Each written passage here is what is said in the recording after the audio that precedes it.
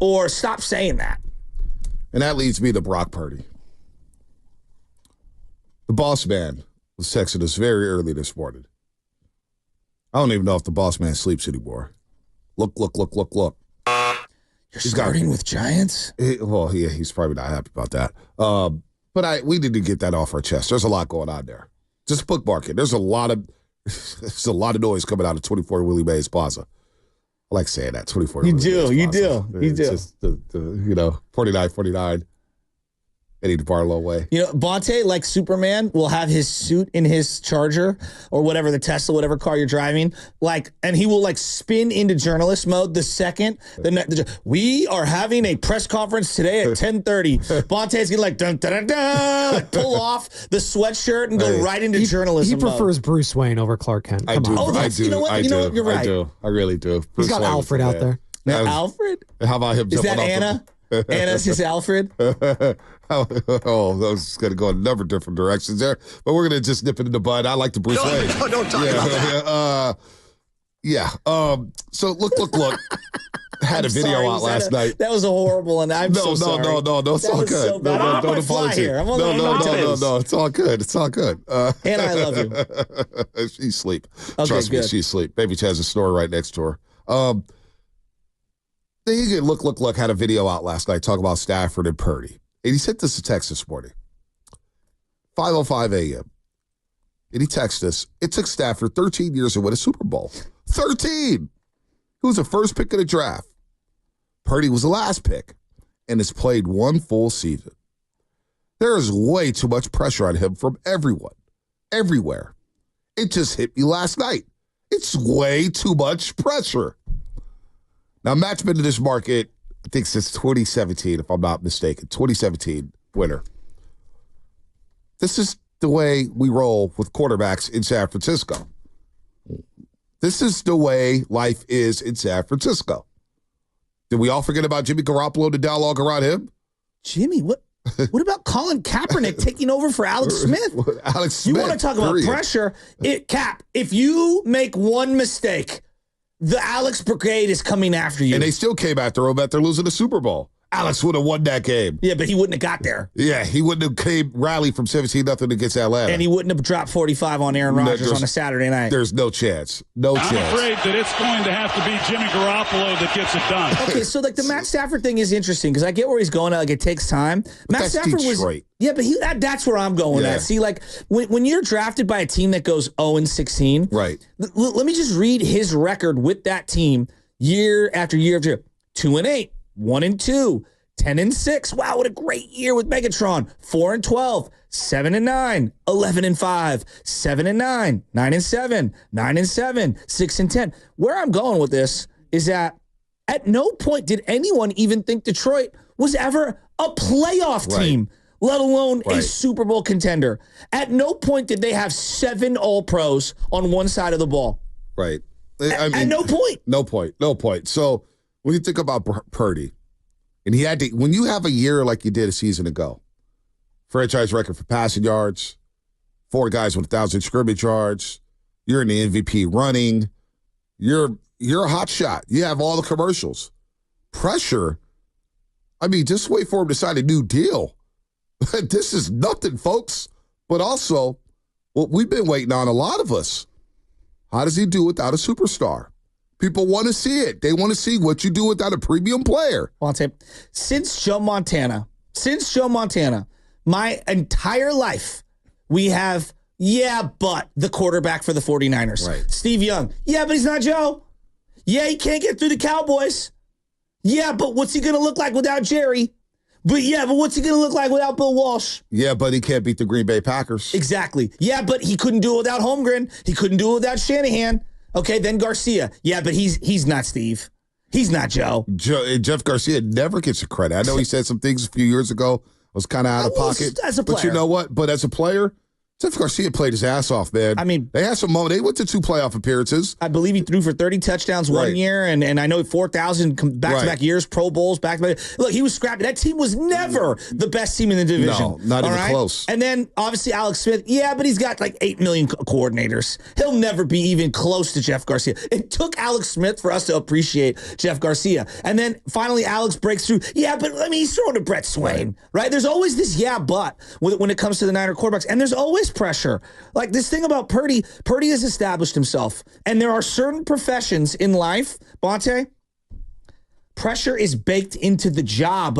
Let's just go sports real quick. That's quarterback job. That's quarterback. That's quarterbacks. You think Jalen Hurts is not getting pressure in Philadelphia right now? He signed a $200 million deal. We just played the sound of Joe DeCamera said they're going to revolutionize football. And it's going to be, you don't even know what's coming.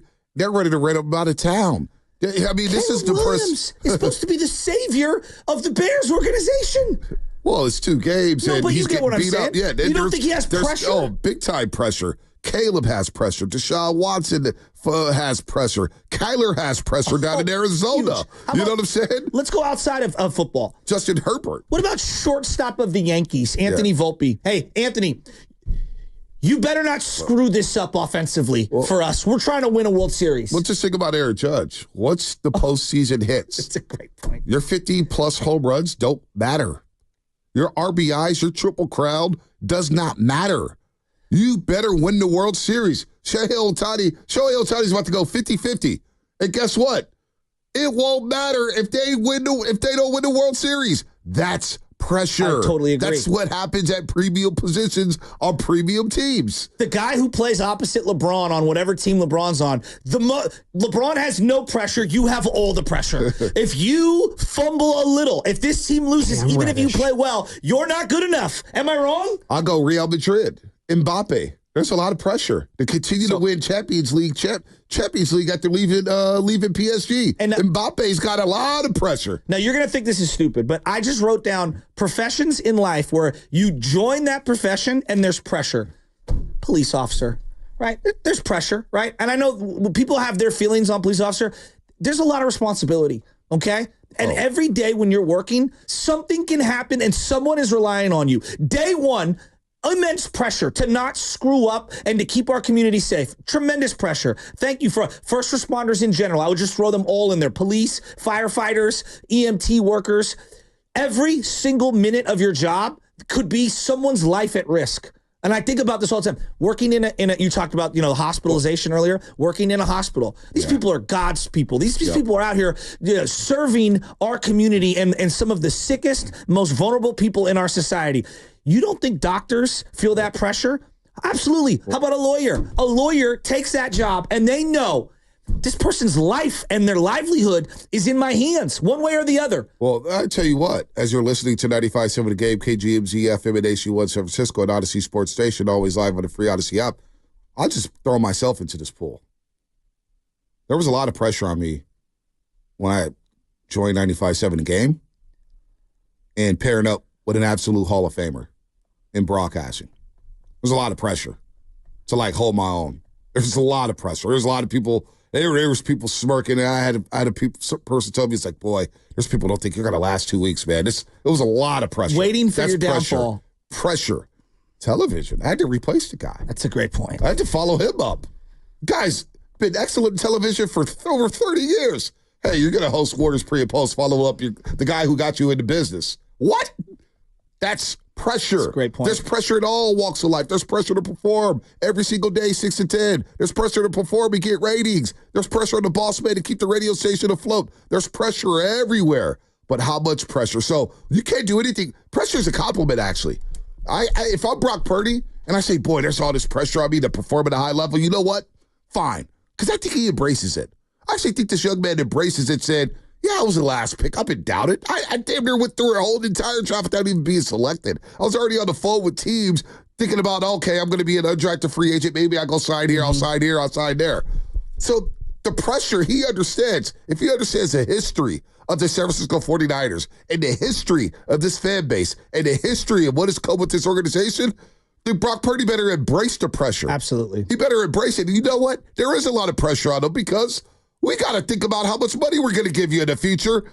And now we got to play without Christian McCaffrey, Deebo Samuel, and we absolutely have to get back to the playoffs. My favorite is the Tony Soprano line of all the time. It's like, you don't know what it's like to be a number one, right? When he says that to Syl, he's sitting there and he's like, do you know how difficult it is for me to be number one? Everybody wants to be number one, but a number two doesn't realize how difficult it is to be a number one. Heavy is the crown, Bonte, and if you want to be the king and you want to get through the crucible and you want to pull the sword out of the stone, pressure is baked into the job. It's baked into it. So to your point, they say that we're putting too much pressure on Purdy. No, we're not. Like, that's part of being the quarterback. When you take up being the quarterback, you're going to get all of the heat when the team loses, and you're going to have to spread the praise around when your team wins. When I watch Cam Ward, and I'm going off a little here, but I'm watching Cam Ward, and he's getting a lot of credit for winning down in Miami. And this is a kid in college who's just tearing it up. He went to Washington State and transferred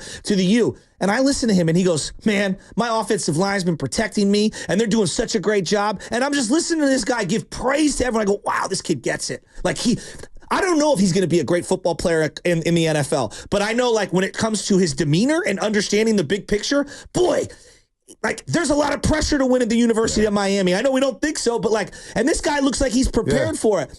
Tom Brady. Do you think Tom Brady knew there was pressure replacing Drew Bledsoe? There's pressure everywhere. Absolutely. And going back to LeBron. I love this. But going back to LeBron and the pressure, you say there's always pressure on the guy who plays alongside LeBron. Well, LeBron's had the ultimate pressure from the day he was on Sports Illustrated, on the cover of Sports Illustrated as a high school player. Because when I saw that, when he was at St. Vincent St. Mary's, I thought of Felipe Lopez. Now, Spadonia Lubman may not know who Felipe Lopez is, but he was a guy. He was a guy who attended St. John's, was from New York City. He was on the cover of Sports Illustrated, dunking. He was like in the air like Jordan over the New York skyline in Manhattan as the next best thing. It's like the coolest cover ever. And it didn't work out for him. There's a 30 for 30 on Felipe Lopez. He's doing a lot of charitable work in the Dominican Republic. And I talked to Mully about it. I was like, you remember? Because he obviously Mully went to St. John's and he knew all about it. That was pressure. It would have been easy for LeBron to succumb to that pressure. Oh, we got a break. Bye-bye. Well, what was that, Lubman? What? Let me end this on a good note. In the words of young San Quinn and young Guido, you're out there. Pressure makes diamonds. Let me cook.